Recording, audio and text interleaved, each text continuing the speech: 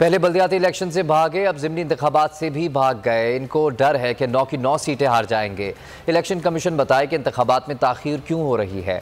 PTI रहनुमा अली जैदी ने सवालात उठा दिए, कहा कि ये झूठ पर मबनी हुकूमत है, सब पर करप्शन के केसेस हैं, सवाल पूछो तो तौहीन अदालत का इल्ज़ाम लग जाता है।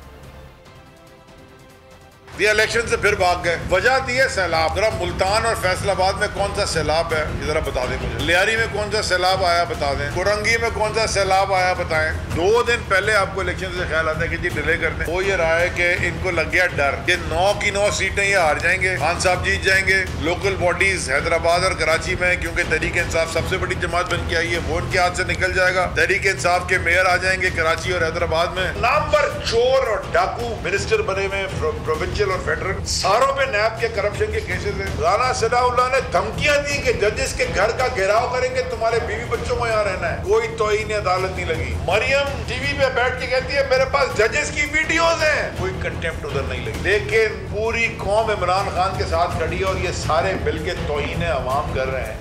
बोल किसी के भी दबाव में आकर अपने फैमिली मेंबर्स को अलहदा नहीं करेगा। बोल हमेशा अवाम की आवाज बनता रहेगा और अवाम के मसाइल दिखाता रहेगा। बोल की अवाम से खुसूसी दुआओं और साथ देने की अपील। सबसे ज्यादा व्यूज, सबसे ज्यादा रील्स और सबसे ज्यादा रेटिंग के साथ बोल अब भी नंबर 1 पोजीशन पर बरकरार। सब्सक्राइब करें और बेल दबाएं ताकि कोई खबर रह न जाए।